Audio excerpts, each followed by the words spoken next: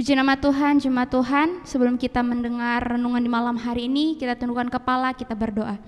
Terima kasih Tuhan, kami mengucap syukur buat kebaikan-Mu. Berkati kami jemaat-Mu dimanapun kami berada Tuhan.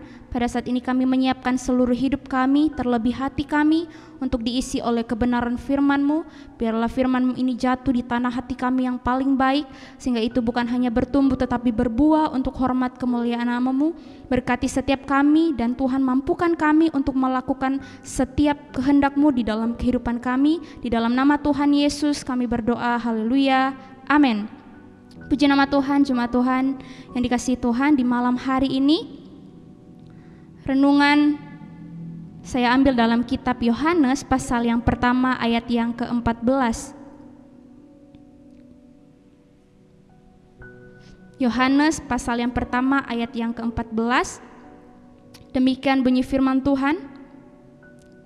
Firman itu telah menjadi manusia dan diam di antara kita.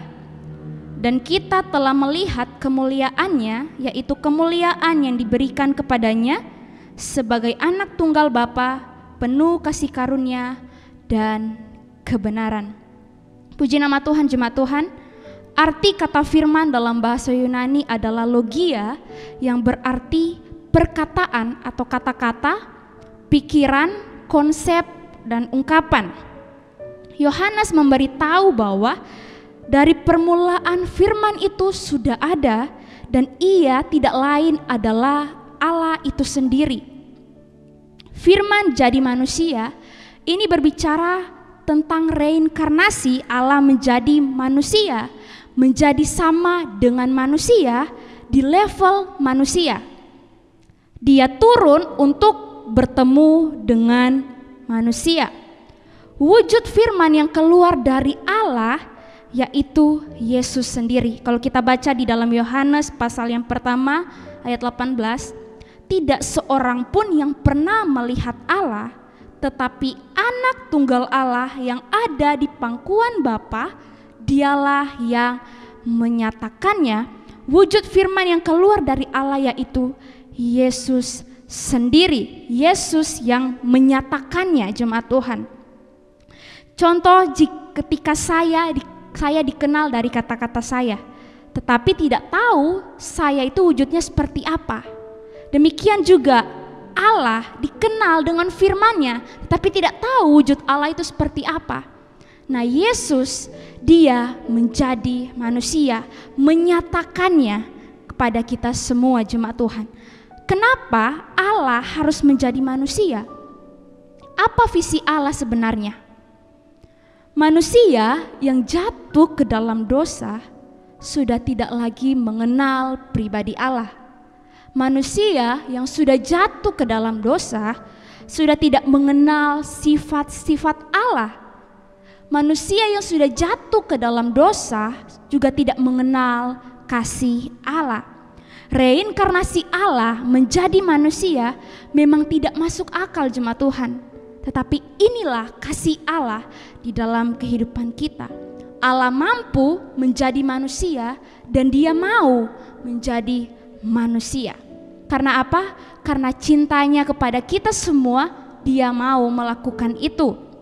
Supaya manusia mengerti isi hati Allah, supaya manusia mengerti pribadi Allah itu seperti apa. Yesus yang menyatakannya di dalam pelayanannya, di dalam kehidupannya selama apa? Dia berada di dunia ini. Allah menjadi manusia adalah inisiatifnya sendiri, yakni karena kasihnya kepada manusia yang begitu besar jemaat Tuhan. Allah tidak dipengaruhi oleh keberadaan manusia yang berdosa, tetapi apa? Allah sendiri yang mencari manusia yang berdosa itu. Ketika Yesus datang ke dunia, kita menjadi tahu Allah itu siapa. Ketika Yesus datang ke dalam dunia, kita menjadi tahu seperti apa Allah yang kita sembah. Seperti apa Allah yang penuh kasih itu, seperti apa Allah yang baik itu. Semua dinyatakan di dalam pribadi Yesus. Dia menjadi teladan bagi kita semua. Dia menjadi gambaran bagi kita semua jemaat Tuhan. Dia memperkenalkan kita. Dia Yesus memberitahukan kita, bukan hanya memberitahu, tetapi dia Yesus memperlihatkan kepada kita tentang kasih itu, jemaat Tuhan. Dia Yesus memberitahu kita tentang hidup benar itu dan memperlihatkan kepada kita hidup benar itu seperti apa.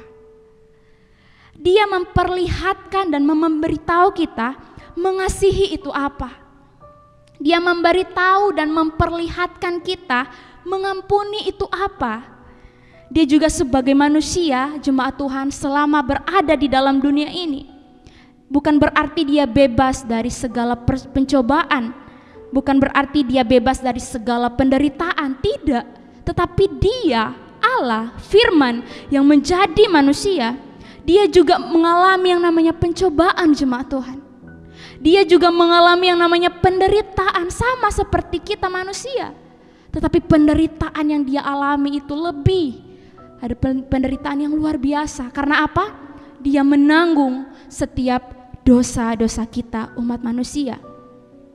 Dia memberitahu kita dan dia memperkenalkan kepada kita bahwa dia Allah yang penuh dengan belas kasihan. Kita bisa baca di dalam Alkitab bagaimana Yesus menyembuhkan orang-orang sakit, bagaimana Yesus memanggil mereka dari tempat-tempat yang terpuruk, jemaat Tuhan.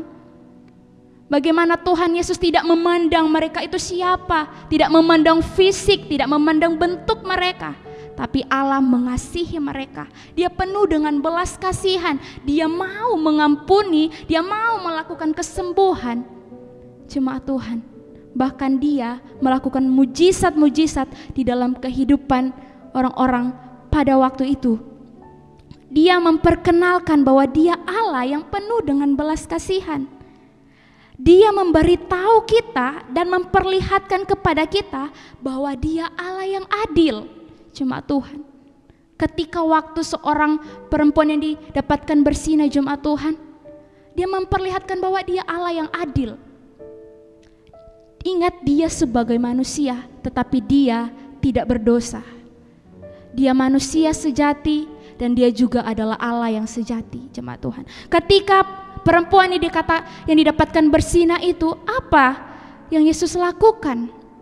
Yesus berkata bahwa siapa yang tidak berdosa silakan melemparkan perempuan ini dengan batu.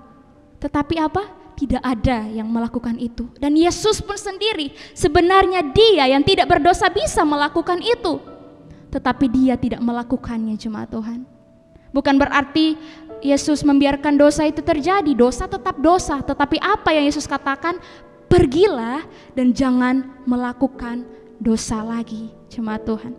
Dia memberitahu kita dan dia memperlihatkan kepada kita bahwa dialah terang itu, jemaat Tuhan. Dia terang yang mau datang ke dalam dunia yang gelap ini. Bahwa dialah kebenaran itu dan dialah juru selamat itu. Dia mengerjakan keselamatan di dalam diri kita.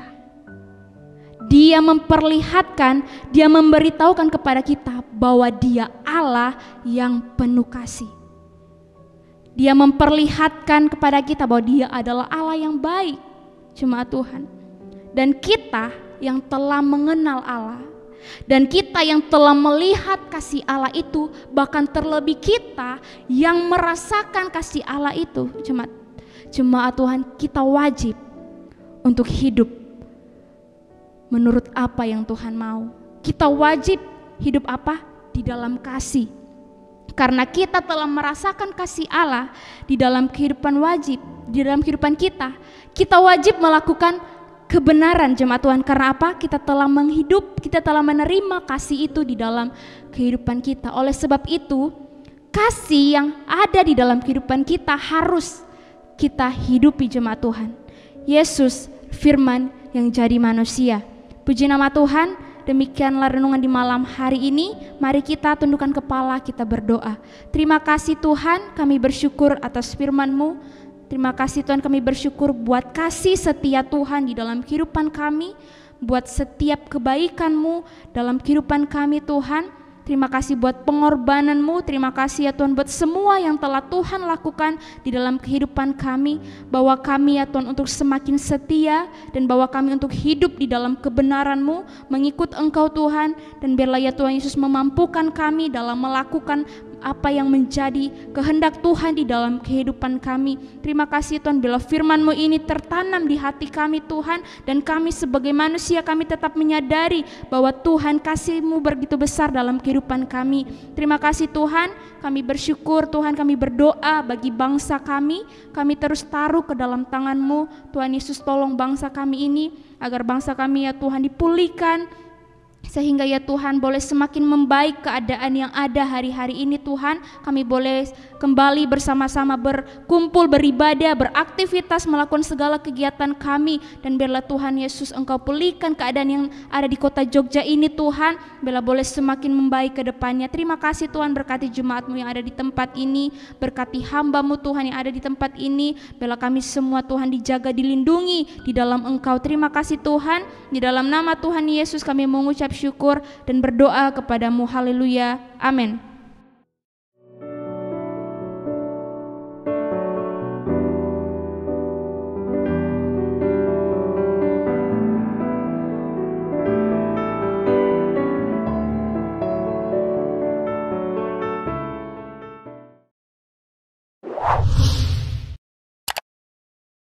Subscribe channel YouTube GPDI Efrata Yogyakarta dan aktifkan lonceng notifikasinya untuk mendapatkan informasi seputar live streaming dan video khotbah terbaru lainnya. Tombol subscribe berada di kanan atas channel kami dan jangan lupa klik tombol loncengnya. Tuhan Yesus memberkati.